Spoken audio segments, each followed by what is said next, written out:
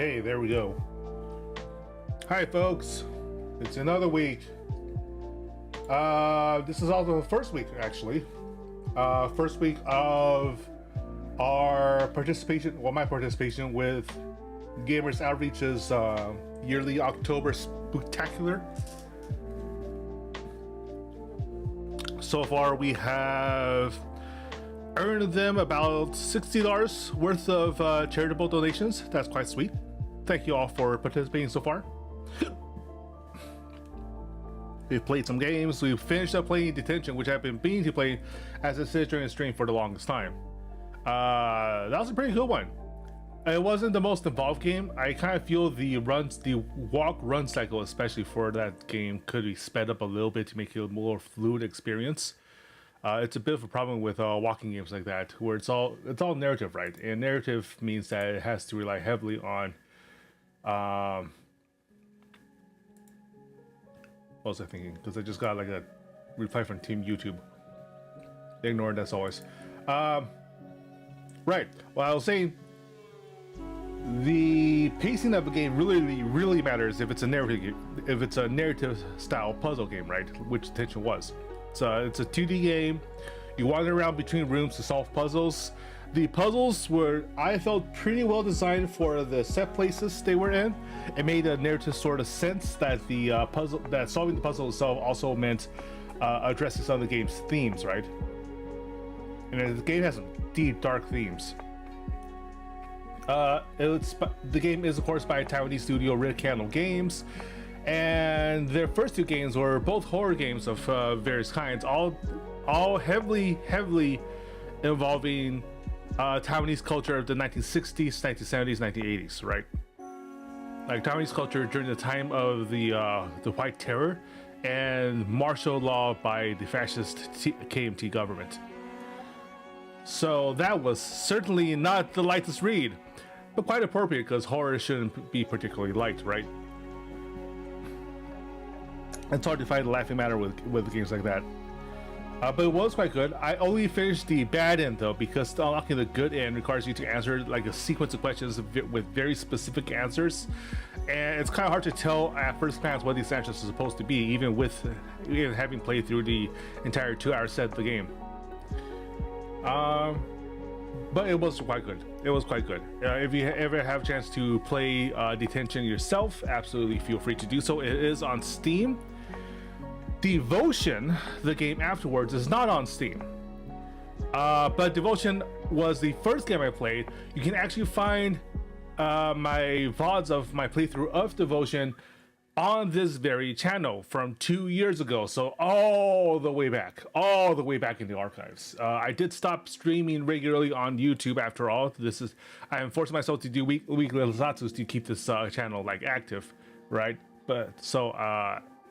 But the good thing is, unlike Twitch, YouTube keeps all the VODs. So you can see me early on in my content creation journey, playing through Devotion and having a hell of a time during a particular scene that still scars my psyche a little bit.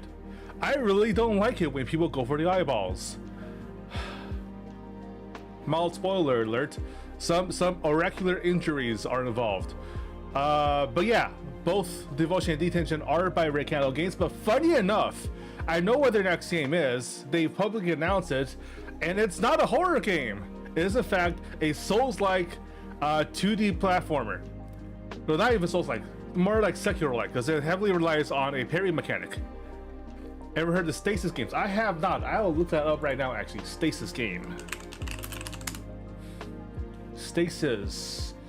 2015 sci-fi horror point-and-click adventure game by the Brotherhood. Daedalic Entertainment. That sounds familiar. Oh, the game has been compared to sci-fi horror film Event Horizon. You have my interest. I'll look into that later. Although probably not this month. Mostly on the basis of I'm mostly focusing on indie Asian games this month. Wicked, welcome to the channel, and of course Jacob, welcome to the channel. Bone Totem, that's one hell of a name. I will tell you the next game I do plan to play for Horror Month next Saturday is what was the name?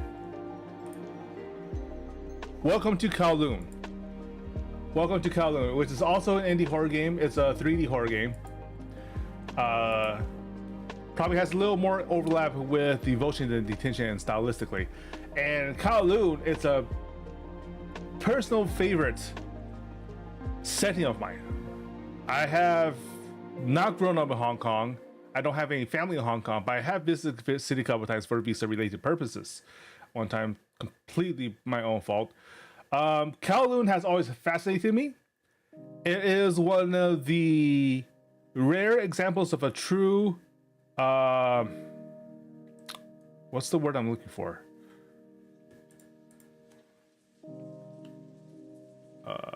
Kowloon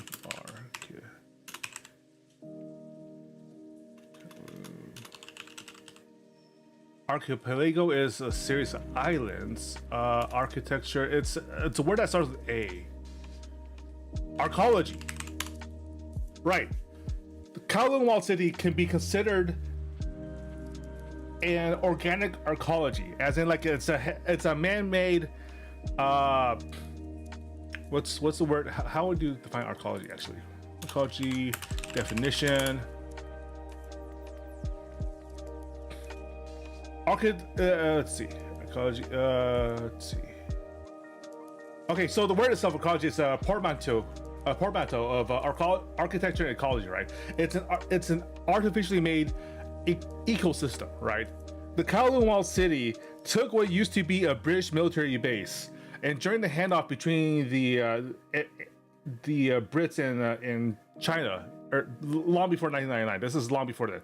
This is just when the Chinese forces took back much of Hong Kong and left what was effectively a no man's zone right between the remaining British occupation and proper China, right? So you had this space in the walled city over there that was lawless land. And people flocked to it for various reasons, to escape persecution, to escape the law, to escape regulation, or just because it was the cheapest land in town, right? The cheapest rooms in town, the cheapest medical care in town. As long as you don't ask your dentist for his license, you can get your teeth fixed on the Jeep. Also the cheapest noodles in town, and despite the fact that it was in fact basically a lawless hive, it actually fed like the local restaurants. It was a source of handmade noodles, some crafts that you can't find anywhere else because nowhere else is cheap enough for you to actually perform it on and still put food on the table. Kowloon has always fascinated me for its intricately and purely human history, right? This is a miniaturized dystopia that was purely human in its construction and its origins and its growth. It was basically a huge rat's nest with a lot of organized crimes and prostitution going around. And yet I feel that actually just makes it more human in a way, right? It makes it fascinatingly human. In fact, it makes it crammed full of stories, and they finally had to tear down the walled city eventually, but still chunks of its spirit still lives in places in Hong Kong, especially in the chunky mansions, which is a bunch of hostels that are like baked into what would normally be considered like one of those like tall standing like malls, right? But it's now like in a whole bunch of hostels independently owned by a bunch of different families. It also is the cheapest way to find a bed in Hong Kong, as long as you don't care that the bed is basically like threadbare on like cheap like springs, and the shower stall is like 2 feet away from you. And if you look outside the tiny little windows, you'll basically see trash heaps at the bottom of the scene. Not exactly what you call a welcoming place. In fact, it's very, very close to a jail cell, except jail cells actually have standards. But if you happen to be low on money and you need to wait for your visa to be processed by the local consulate, it is a great way to spend a mere 20 USD a night. A mere 20 USD a night. get you a bed and ceiling and everything, and Wi-Fi. I cannot overlook this. It does have modern amenities. It has Wi-Fi, and downstairs at the lowest level, there's actually a bunch of really cool restaurants. Right? These are like, this is the international section of Hong Kong, and it's not just the international section. It's the international down on your luck section. So you're talking about people coming from all over the world who are just barely scraping by, and therefore bringing some of the best actual food around. Right? You're talking about like African cuisine you cannot find anywhere else in the city. You're talking about Middle Eastern cuisine that's found nowhere else in the city, because everywhere else in the city you actually have to pay a exorbitant rent, because it is, after all, Hong Kong. So despite the fact that it's seedy as hell, despite the fact that I cannot actually recommend it if you care about personal safety or health, I had a lot of fun. I just straight up had a lot of fun there. It was an experience. I'm not likely to forget that experience anytime soon. Let's see. What else was I planning to talk about today? There's like 2 or 3 topics off the top of my head I completely forgot about now.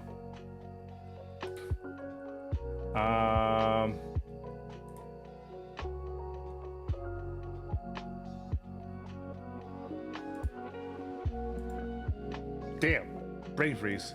Oh, right. Completely unrelated to everything I talked about previously. Today and yesterday was a day of celebration for me, because I lost a bunch of weight. Just a whole bunch of weight. I finally reached the weight loss milestone that I've been meaning to reach for over 2 months now. It had stalled out a little bit and struggled to actually reach, and I just like beat myself black and blue through various means of really tough exercise to try to finally reach, and I did it. The scale tipped to 0 on the very last digit, and I'm down so many pounds. It would bigger disbelief. I have lost a lot of weight over the last year. That media pad that I got in 2022, at the tail end of 2022, that Stepmania pad cost me something close to $400. It was the best $400 I have spent pretty much effort in terms of return on investment, in terms of personal improvements, in terms of everything. Goddamn, that was worth. It was also really hard. And in celebration, I had some ice cream, I had some pizza, I had some ramen. I have a bottle of soju on me right now. Actually, it's pineapple, and it's really good. And let me tell you, it's also really freaking dangerous, because I sipped this, I did not feel the alcohol burn. So I'm going to take like 1 or 2 more sips tonight to finish out my celebration, and then just stash it in the back of the refrigerator and try to forget I ever saw it until the next time I lose a bunch of weight, because that thing is too dangerous to drink outright. It's 14% alcohol by volume, which is higher than beer, and it sneaks up on you a lot faster. Whew. South Korean drinking culture, man. That's some dangerous shit. It's also real soju. There is a difference. This one was imported to 99 Ranch, whereas the one I had back in San Francisco, the ones that the other VTubers bought to Offkai, we did a lot of drinking at Offkai, let me tell you. But I noticed early on that they were buying the cheapest possible soju because they're all broke college kids, and those are mostly made of vodka. So they don't taste as good. They also burn a lot faster. They just flavored vodka. It's just imported, it's just vodka made by a Korean brewery. That's not actual soju. No, actual soju has very little burn. It is made from grapes. And it is dangerous. Be very careful with that shit. It sneaks up on you a little fast, man. It sneaks up on you a little fast.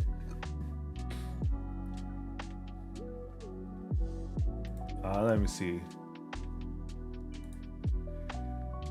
In terms of future plans, though, I don't know, man. I've been so... The week of... Let me see. The rest of October. Yeah, it's dangerous because of how... Like, you don't feel it. You take a couple drinks, you think, it's okay. It just tastes like, well, in my case, a pineapple, because I bought a pineapple flavor. You don't feel the burn, right? You also don't feel like that overall flush. At least not as fast as you're used to with vodka or anything else. I take like 3 or 4 sips of this, I'm not feeling anything yet. And then I realized, like about 10-15 minutes later, oh, my words are starting to slur, and my vision isn't quite as clear as I thought it would be. And you don't realize that it's sneaking up on you. Especially the flavors, the yogurt flavor and the peach flavor especially. I'm just trying out the pineapple flavor because it was in front of me. I had some zero sugar pineapple soda to go with it yesterday. It was a really good combination, and I woke up with a hangover despite not feeling drunk. That's not fair. You know? That's not fair. It hardly seems fair. But yeah, drink in moderation, as with all things. Quite good though. Quite good. Especially the Yakult flavor, the yogurt one. Yakult is the yogurt drink brand that's found pretty much all over Eastern Asia. Pretty much all over. You can find it pretty much everywhere. It's an international brand. So yeah, alcoholic yogurt, quite good. I also had 2 bobas yesterday. The peach sago coconut boba especially was really nice, and that was based on that was from the Bengong milk tea cafe within 99 Ranch itself. And they specialize mostly on unusual flavors, right? The stuff that you don't find on anybody else's menu. A little more esoteric, like Osathmas rice milk tea, peach flavor stuff, sago pearls instead of tapioca pearls. Those are really nice touch. Yeah, if you like the unusual flavors in boba and you're tired of standard milk tea or grapefruit or mango and you want something a little more exotic, try to find Bengong, Bengong, I think it was. And they'll probably be partnered with the 99 Ranch, which is at this point it's an international Asian supermarket. Like not just the Asian market, it's an Asian supermarket at this point because it's literally everywhere. They're franchised pretty much everywhere. There's like 2 in Dallas alone. But also the regular basic bitch taro boba with pudding. That was also nice. It was just nice. What else? Oh, I also ate what was the name of the ramen place that I went to? They had a very, very distinct Q ramen. That's what it was. I went to Q ramen in the DFW area. They have a really, really cute store setup. They have these like honeycomb. The entire wall is like set up with a bunch of honeycomb paneling that are like actual huge honeycombs, right? These are basically meant to be Instagrammable date spots. Like each honeycomb had a seat enough to fit 4 people, but it's a lot more comfortable with just 2. The store looks really cute. The decor is really chic. The noodles were okay. The soup was not great. Too fatty. Not my favorite ramen style. It's very much targeted towards college kids that want a cute place to take their date, and particularly if their date is not a foodie with discerning tastes, then that's fine. Their pork belly bao was actually pretty good. It's just that the ramen soup alone had no balance to it. You know how a good ramen soup has like really, really good balance, like a richness that isn't overbearing. There is oil and fat in it, but it's not overpowering. It doesn't like coat your tongue. And if it is spicy, there's like a sharpness to the spice. Now there's a ramen place next to it that I think actually is pretty damn good, especially with traditional style ramen.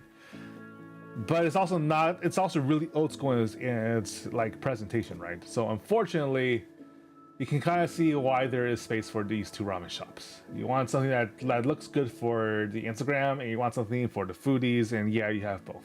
Always go with the foodie type though, because honestly, it's really good. And also, they also have really traditional cookware actually, like these like lumpy stone bowls, and the other ramen place, the more traditional place with a higher quality ramen.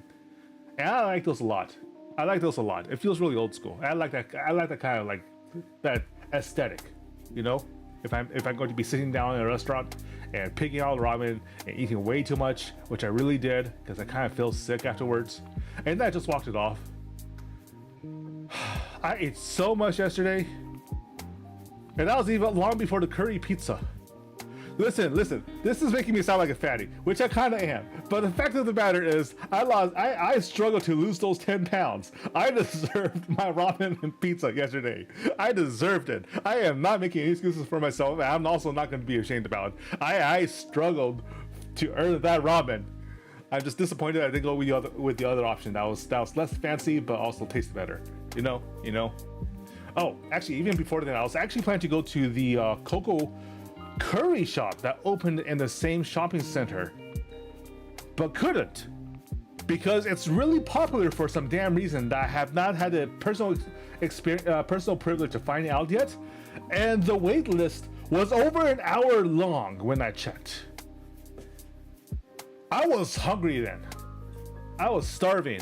I wasn't going to wait a freaking hour for curry, no matter how good it was. Plus, I had curry pizza the evening of, and that was more than worth it. It was a vegetarian curry pizza by Curry Pizza Kitchen, which is a local, I think it's indie. I might have actually doxed myself by revealing the name. That's all right. It's a very, very general dox. But curry pizza was really, really good, actually. I chose the vegetarian one because, frankly, I trust if I go to trust any cuisine to both produce pizza and also vegetarian food that's really good. Waited for 15 minutes plus minutes for a bagel place that people love and line up each time. It was just a bagel. I mean, look, I'm exactly the sort of foodie that would gladly wait 15 to 20 to even a whole hour just to taste a slightly better bagel than normal bagels, right? If it's just slightly better, but I can appreciate that difference, I would go there for the experience alone and to find out why that they managed to achieve a slightly better quality, right? But that's only if I ate something before. That's only if I have the patience for the hour. I am not a sort of foodie that's willing to starve himself for a slight improvement. I am a sort of foodie that's willing to walk through fire and razor wire to indulge in curiosity, or just to try something new. But an hour's worth of waiting for Japanese curry, no matter how good it is, I might as well have gone to the Mitsuwa instead. That's like 15 minutes away. And it's a Japanese grocery store with a really, really wide selection of great things, great eats. Just it's one of my favorite places when I have the chance to indulge. And also sells the One Piece TCG. It's like one of the few places that actually holds tournaments. Which is weird, but hey, I dig it. Actually, honestly, Japanese shopping centers anywhere in the US always has such cool stuff. Asian shopping centers in general, but especially if they're like really specifically cultured.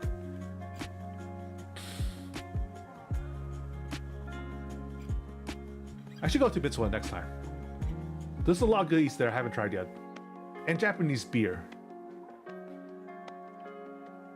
I could go for some Japanese beer. Asian beer tends to be on the lighter, crispier side. Like, less on the hops, more malty, more like a fruity undertones. Citrusy undertones. Mostly because rice obviously factors heavily into their beer, so that's just how it is. But yeah, don't go to Q Ramen. It's way overrated.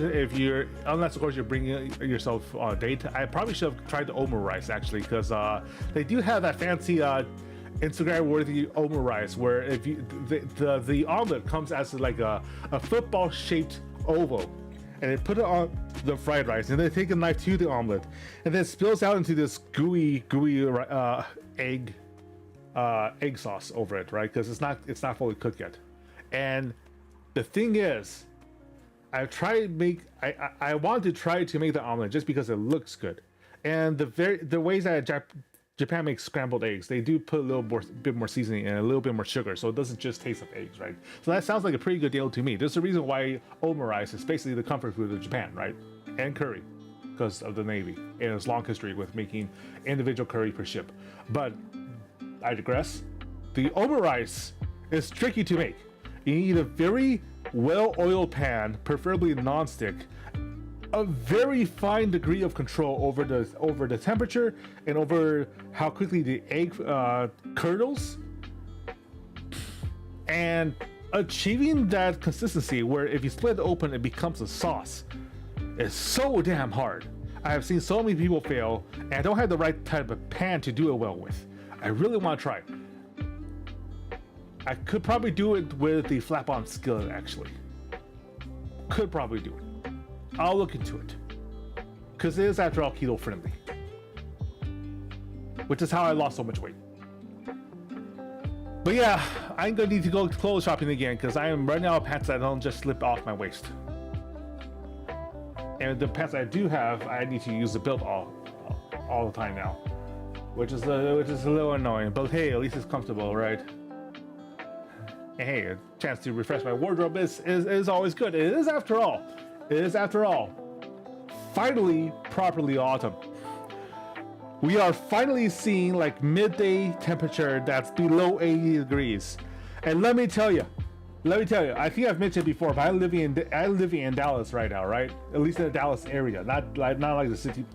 Well, not to discuss what part of the city or its neighboring outskirts are, but in general, like northern Texas area has been bone dry for more than a month at a time, as steady 100+ degree weather for weeks at a time, with no relief until late into the evening. Walking my dog was a chore because I couldn't walk him if it was over 100, because I don't want his poor feet to be scalded off.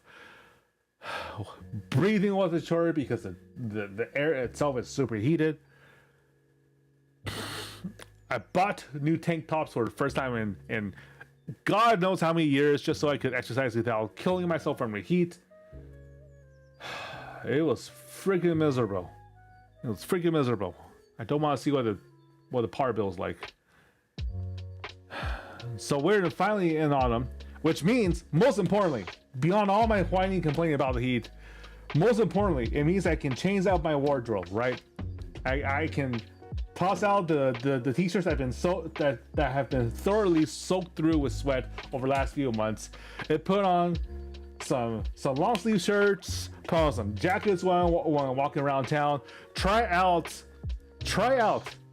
the fancy ass M. Rage tech jacket, and finally find a pair of pants to accompany that jacket, so I can actually look cool. I have some tech wear I need to try and finish complementing. I have a proper belt. I need some complementary pants of the same aesthetic. Probably in black to act as in contrast to the white, or just in pure white, right? White on white with a bunch of black accents, so it also works really well with the belt itself, which is green but has like a really fancy magnetic buckle, acting as a color accent for the whole setup. And I think that would look really cool. Probably needs a black undershirt though. Maybe. I'll think about that. But yeah, new season, new fashion, autumn foods. October's coming up with all the candy at the end of the month. We're already stockpiling our candy. Overall, pretty good time. I like the autumn. I especially like autumn cuisines.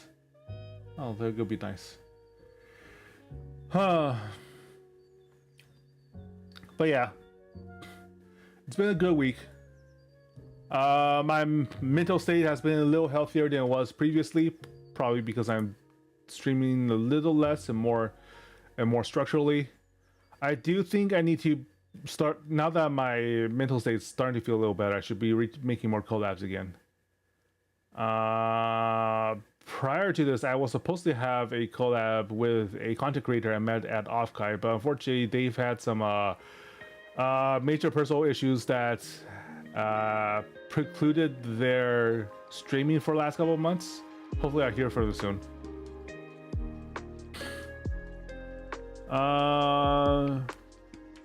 Yeah.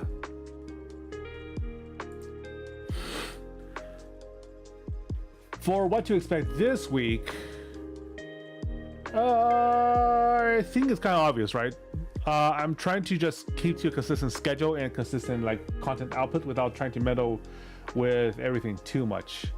I'll probably be producing more shorts again now that my mental state's on clear. But if you were following me for the previous week, you probably know what to expect, right? We have Armored Core, we have regular streams of Guilty Gear and Street Fighter. I'm actually practicing a little bit off stream every day now, just to try to find my groove. I think I'm actually finding my rhythm again with Street Fighter 6, which is a real chore because it's not a game obviously that I'm most familiar with. Like at this point I have like 300 hours into Guilty Gear Strive across the span of 2 years. That's a lot of hours. It's not a lot of hours for a fighting game player, but it's a lot of hours for me, right? It's to the point where it's kind of obvious that I've put that amount of time in the way that I play. I instinctively react in certain ways. I instinctively launch into certain combo sequences. I play the game as if I'm thinking of not as if I'm overthinking on what to do next, but simply reacting to things as they come and having a bunch of macros like baked into a habit in order to do them. And that's how games should be played once you have achieved a certain level of mastery. I was really desperately hoping, but kind of expecting not to, that a lot of those skill sets will transfer over to Street Fighter, but they have not, which means that I had to gain those skills in Street Fighter the hard way around, the same way around. I have to put in the hours, I have to grind, I have to struggle, I have to go across those valleys of self-doubt and climb the steep peaks of hard work and effort to achieve the same heights that I have in Guilty Gear, which are not all that high itself. And also in Guilty Gear, I just need to practice more again because I let a lot of my habits slip when I got severely demoralized by my performance at EVO and decided to take a long break. And then take another break after I got severely demoralized by how much I lost after taking a long break. I should just stop doing that. Just like make no excuses and practice every day. The same way that I have been with Step Mania and Battle Ropes to improve my physical fitness to a huge degree of success. There are no shortcuts. There's only effort and more effort, at least for me. Like, what I want to believe is that most things can be accomplished simply by putting in the right amount of time, and that some people will put in a little less time to achieve it. Do you have a favorite thing in Armored Core so far, something you especially enjoy? Let me tell you, I really freaking love assault boosting in with a laser sword and just throwing it into people's faces. I really love Melee Core, which is really funny for a game with laser cannons, with bazookas, with rifles, with a Desert Eagle scaled up to max sizes. But what I really love to do is disregard all that and take a giant sword and swing it sharp edge first into Baltheus' stupid face. That is my favorite thing of all. That is my favorite thing of all, Wicked. Armored Core is for those with Viking blood, or at least Berserker blood of some kind. Samoans probably qualify as well. Actually, what culture hasn't invented or reinvented or made their own version of a sword some way somehow? A sharp edge crashing into an opponent's face is just one of the most viscerally satisfying things out there. Zone of the Enders. I have not had a chance to play Zone of the Enders outside of 10 minutes on a Target demo console. Ages and ages ago. This was years and years ago. It might have even been Toys R Us, if Toys R Us is still a thing. It was that long ago. That was my first and only experience with Zone of the Enders. I'm aware of the series, but unfortunately, at the time when it was popular, I didn't have access to the game or the console, or really was getting any sort of money to pay for video games. But yeah. Oh, sounds good when you describe the melee feeling, AC. Yeah, there's just something viscerally satisfying about going into melee range when they've emptied out the missile silo on you and you're still alive and you have a sword and now the distance is 0. Go berserk. Go berserk is my favorite thing to do. It's actually how I got past the first skill test on the very first mission, when you go up against a helicopter and you had no idea how to play this game, or had no skill in it whatsoever, and you don't really know how to do lock-ons or like how to get your missile to lock on. You did very, very low damage individually, and yet the actual solution to that fight isn't to run away and take pot shots. No, the actual solution to that fight is to run up and hit it with a sword for big damage. That is so funny. People make a big deal about how hard this game is, and it is hard. Don't get me wrong. Armored Core 6 has a lot of Souls-like DNA baked into it just because of how the boss fights are set up, right? It is absolutely a hard game, but it's funny to me that for a game this hard, and a lot of times your optimal solution is to disregard all that and just run up and hit it.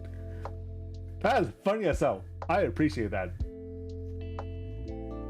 So yeah, tomorrow will be more Armored Core. I finally passed Baltios. I'm going to do more, obviously. Just do more in general. Get past the next mission. It should be the current phase of the game, story-wise, should be a low in how difficult it is, given how I understand how these narratives are built up. Usually you don't follow a fight like Baltios with another Baltios, right? So we'll find more about a story, the conspiracies going on Rubicon, going on and so forth, so on and so forth. I don't know if Serena set up the announcement for the next tournament yet. If it's Guilty Gear, I probably will try to compete this time around. It's been a while since I last competed, so I'll hold off on making a schedule for a little bit longer to see what she's up to. But otherwise, it'll be Armored Core into fighting game practice, and then on Saturday I will be playing, as announced, Welcome to Kowloon. And all of these games will, of course, under the Gamers Outreach charity program. So check out my Twitch channel in particular to find out what the incentives and donation goals are, and what you can unlock by donating a little bit of money off to Gamers Outreach. I believe I have incentives set at $5, $10, $15, and $20 goals, right? Which are not very, very hard. You are in no way obligated to donate. In no way obligated to donate. And this is true regardless of what I'm doing, right? It's not as if I've ever actually made a cattle call for donations or for any projects. Everything has been self-funded so far. Everything will probably continue to be self-funded for the foreseeable future, unless I get a bunch of clippers suddenly discovering my channel for one reason or another. It's not as if I ever do this for money, right? But for Gamers Outreach specifically, I would appreciate it if you did donate to them, either through me or anybody else, or just directly to them. Help out the kids. It all goes to a good cause, especially for kids up in hospitals. Just make sure that they have some form of escapism from what they're going through, some form of company to go to help them through the hardest times, and overall just a nice thing to do. So yeah, I look forward. Last stream, a couple streams ago, one of you all donated enough money to make me speak Mandarin for 5 minutes over the course of that stream, and I know that I still retain a lot of Mandarin simply because I'm still living with family and therefore speak a little bit every day, but it was not enough to actually be fluent, you know. And I definitely can't read Mandarin. So if you're listening to me speak Mandarin, just realize that that it's very, very, very, very, very limited. Very limited. Extremely limited. It's hilariously limited, actually. It's quite funny how often I have to stop in the middle of something I'm trying to articulate and then I have to switch to English in order to get my point across, simply because I'm missing 1 or 2 keywords in a perfectly normal everyday conversation. Nothing complex. Maybe I should do like language learning streams too. That'd be kind of nice. Reclaim my culture, you know, my heritage. I have had some regrets about that over the years. It's hard to realize when you're like 14, 15, 16 that you probably should keep your mother tongue, even if it's not useful whatsoever in the school you're going to now and the culture you're surrounded in, because of the many economic opportunities that might have presented later. It's hard to wrap your head around that when you're that young. And my parents are not very good at articulating why it matters. If I ever have kids, I would probably encourage them, but not make it a chore, and find ways to just make the process easier for them, because it is very useful to be able to see outside of your own cultural context in every which way, especially since there will also be a third culture kid. Those are some unique ass struggles. But yeah, it'll be another fun stream week. I think it's been going well so far. Work has been actually going smoothly this time around. I'm not in trouble for any particular reason, nor am I in like, well, actually no, that's not true at all. I've actually been getting a lot of compliments from my managers about some of the stuff I've been doing recently. That's great. I like that a lot. I appreciate that a lot, especially after a rough month before.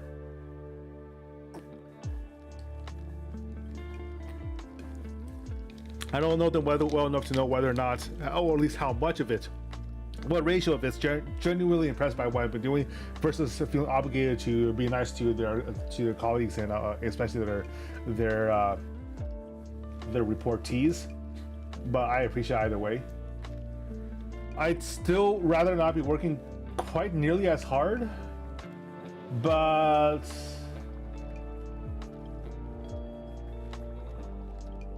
it hasn't been nearly as tough as it was during the summer months. I'm thinking things will probably be slowing down a little bit for the industry, except for like, well, no, because the stuff that's going for holiday seasons have already been in progress for a while.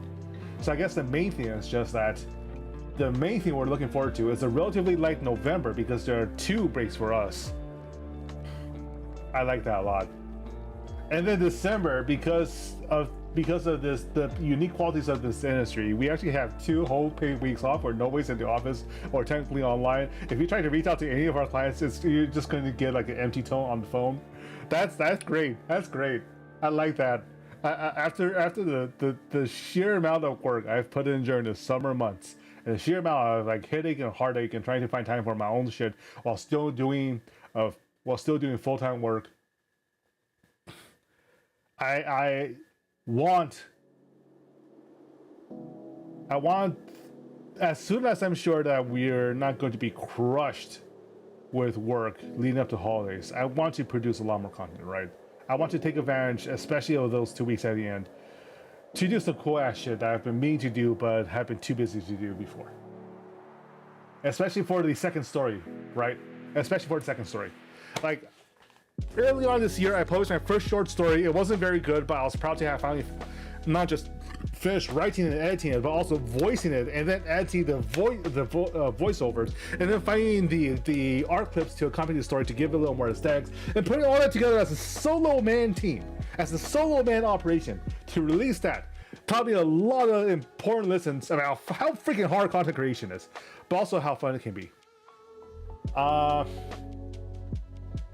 But the second story, I'm hoping that can like wheedle my way into having a couple friends do voiceovers for it as well, structuring the story in such a way that it makes sense to do so, of course, and going over my original draft of it just to see what can be salvaged for the rewrite, because I was not very technically it's finished, but by the time I finished I realized I just didn't dig the story at all whatsoever, and a few months later I realized, oh hey, there's a much better way to approach this. There's actually a much better way to approach this. So yeah, I had to rewrite that entirely. It's a lot later than I would expect. Maybe I'll spend NaNoWriMo writing it. Nah. Not as an active participant of National Novel Writing Month, at least. Because I have participated in National Novel Writing Month on and off for the better part of a decade. It's always hard. It's always hard. I've only won like twice. And one is just like finishing 50,000 words within that month. You know how hard that is while working full-time? God, what a pain. And there are some people that the thing about National Novel Writing Month is that I fully believe that it's very, very good for aspiring writers to participate at least once or twice, to understand that sometimes you just have to turn off the editorial part of your brain and put out random ass words and scenes onto that document completely without any excuses, completely without any thoughts if you can possibly get away with it, and completely without any consideration for whether or not things are coherent. The main thing about writing is that you have to write. You have to keep on writing until you find the part that clicks, and then put that together afterwards as part of the finishing process. As part of the finishing process, not the initial part, which goes, to be fair, goes against every single one of my own writing instincts, especially since I had done journalism for so many years, where you do want to keep on polishing along the way until you get a final draft. But fiction writing is a completely different beast. Fiction writing, especially in terms of like generating good ideas, good actionable ideas to link together, you have to be willing to produce a lot of dross.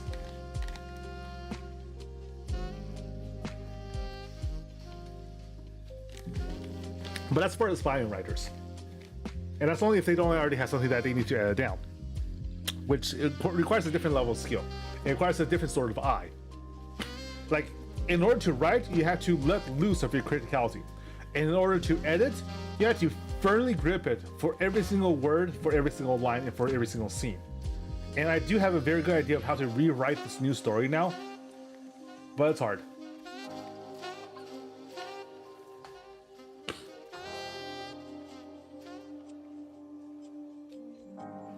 Hey, Bell, I think that's the first time I've seen you in this chat. The beginning of a project is always daunting, and you encounter really tiring and scary moments, and when you somehow finish, you're like, wow, that was fun. Can't wait to start another one. Absolutely, absolutely. And what's the worst of it?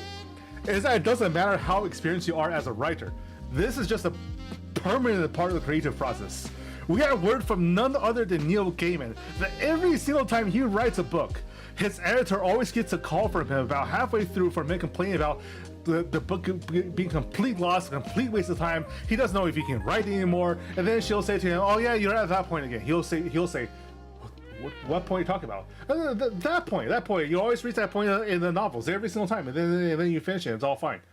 And he never remembers the part in the middle. You only remember the initial struggle in creating the idea, and then the feeling of relief at the end. And somewhere along the way is the nadir of despair that you still have to cross every single time. Every single time. That's the cost of writing a good story. To write a lot of crap and be demoralized by the crap. But I'm past the nadir on this particular story. I just need to actually find the time to write it down. The rest of it, or at least the I think this is like the third draft. Either way, this one's a bit bugging me. Originally, I had planned to release a lot more short stories throughout the year, right? Like, writing the first one was like a 10,000 word feat. It doesn't feel particularly hard. Editing and voicing it was like a month-long process. So I figured I could probably get like 2 or 3 stories out by the end of the year. Nope.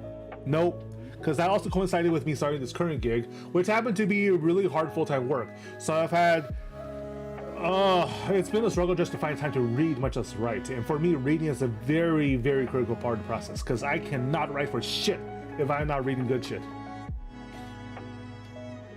Which means, hey, it's time for my yearly reread of Terry Pratchett. And I feel zero remorse about rereading Pratchett. It do make you feel understood, though, that a lot of writers go through that, and that is normal and hard. Yep. I don't know any professional tier writer that doesn't go through that on a regular basis, actually. And I am a professional tier writer. That's how I make my money. Just not necessarily novel writing, which is a different skill set. But yeah, that's pretty much all for now. Again, I'm waiting for one last detail to determine. Reading what? Sorry, cannot hear. Terry Pratchett, my favorite author of all time. Terry Pratchett is the writer of the Discworld fantasy satire series. And it's a series I would recommend to everybody, with a caveat that the very first book was written in like the 1980s. And while it's still a really good satire of fantasy at that period, it is not his strongest stuff.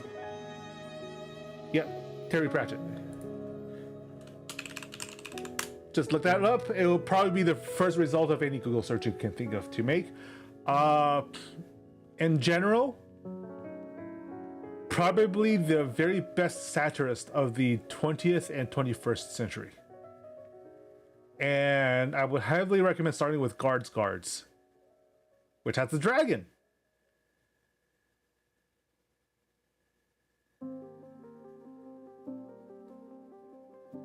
He's honestly one of my favorites. I don't want to spoil any of the books for you, because honestly, it's a very unique experience and a privilege to read an author of that caliber for the first time. And he covers a lot of themes, a lot of subjects across decades with his work.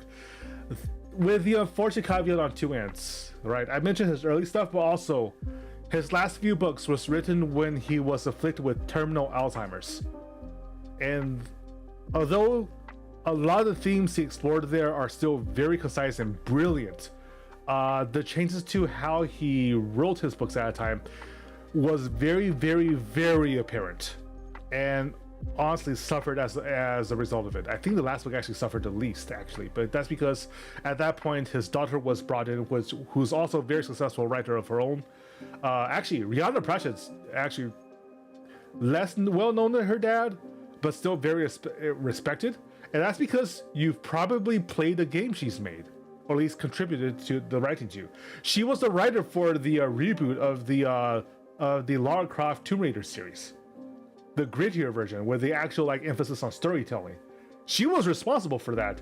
The apple did not fall very far from a tree in terms of like sheer writing capabilities. Unfortunately,